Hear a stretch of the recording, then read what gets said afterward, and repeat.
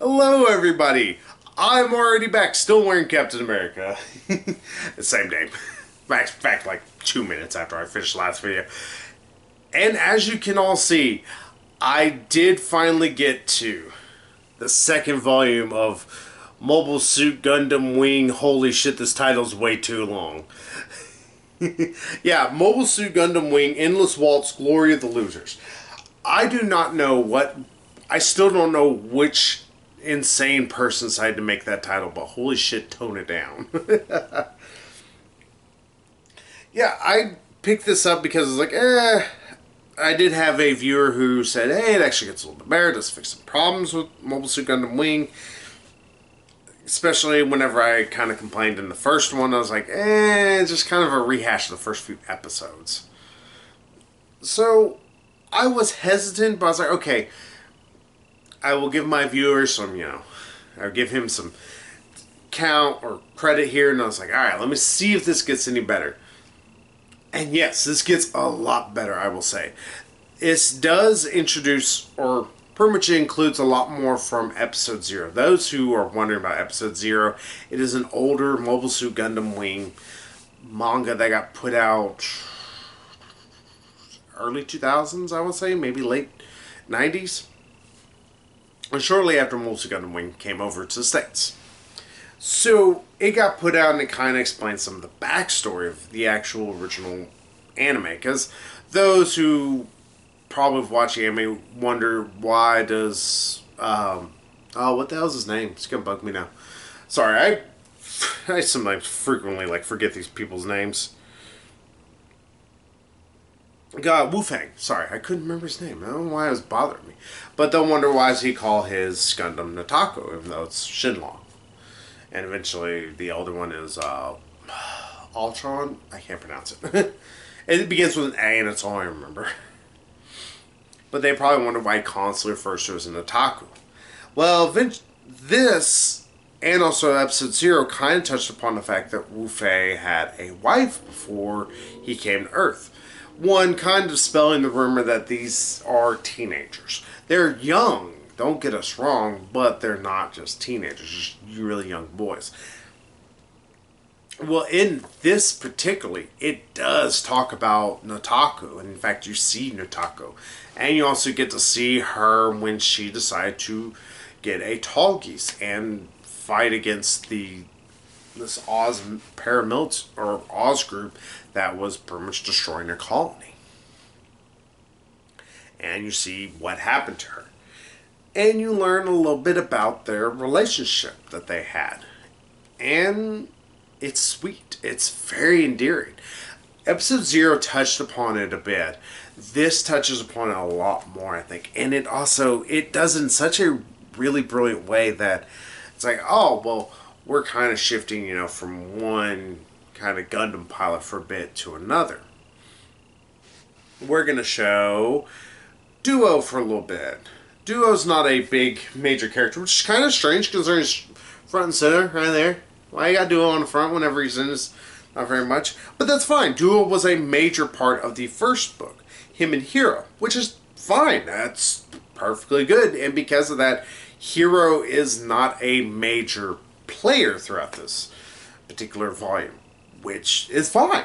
It does actually juggle all 5 of the characters, I think, a lot better.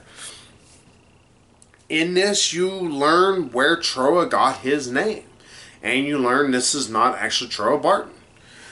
And you don't learn a lot about Quattro in this. He is shown, but you do get more of his peaceful nature. You also get his, holy shit, this thing's got massive fucking swords. Yeah, Sandrock. In fact, you can see in this one thing. Yeah, that's not wings. It's supposed to be the swords. It's like, holy shit, dude. We compensating? Yeah, the swords are just fuck off massive. And it's like, Ricky. So, you get to see more of his peaceful nature. You get to see him kind of interact with Troa. The big person who gets a lot of, I'd say, character development, realistically, is Troa for a bit and Wu Fei for a good chunk of it. Especially, you get to see Wu Fei's issues with because it always struck me weird that he's like, women shouldn't be on the battlefield. Though you understand why. It's not just he's a sexist pig. It's actually because of the fact that he doesn't want to see, somebody else lose a wife or lose a sister, lose a daughter. And it's like, okay, well, that's kind of, sweet, but sometimes still is kind of sexist. Like, well, what about the people who lose husbands? But I'm pretty sure it's going to lead eventually more into something. And you also get to learn why he has more of a thing against Trace. Because you do learn that the one who ordered the attack pretty much and ended up the costing life of Nataku was Trace Kushonada. It's like, that actually explains a lot of stuff and explains why they have such an intense rivalry and hatred of each other. And also, this touches upon Epion a lot earlier. Because, oh my god, that was so weird that it's like, oh, we're not going to touch upon Epion until suddenly it just appears. Like, eh. Yeah, that was always weird in the anime. The anime is good. It just has its problems, I believe. This, I will say, the viewer who said that this actually fixes a lot of the problems, it really does. It fixes so many little issues. Like, this could have been added. And it's like, okay, well, that wouldn't have cost the anime that much if they would add this. And not only that, but I will say this is not just for people who like the original anime, but also those who enjoy a good, mature story. There is quite a bit of language, but hey, I give two flying shits, obviously. And there's also the probably negative I could say about this is there's a lot of fighting in it. That's not being bad, because the fighting in this is really good. There's some great action. The problem is there is so much that you can quickly go through it, and this book feels insufferably short. There does feel like there is a lot of stuff going forward, but in the same vein, it doesn't feel like a lot happens, technically. Well, a lot does happen, just you feel like by the time, hey, the story's starting to get started, hey, something's actually moving forward, and it's all done. Pretty much. That's pretty much a nice way to describe it. It's not that it's bad, it's just that it's a real goader into you need to get the rest of it. It's like, here, you need volume 3 now, kid. Don't you need to fix that fix? Yes, I do. I don't know why you'd fix a fix. Yeah, I think that is its biggest flaw. It's a super quick read, but sometimes a super quick read in almost a negative way. But don't let that hold you back. I think that this is actually more worth digging more into. Like I said, the first volume wasn't 100% sold on. The second volume, I'm now 100% sold on. I think what it's added to the series, it greatly does add.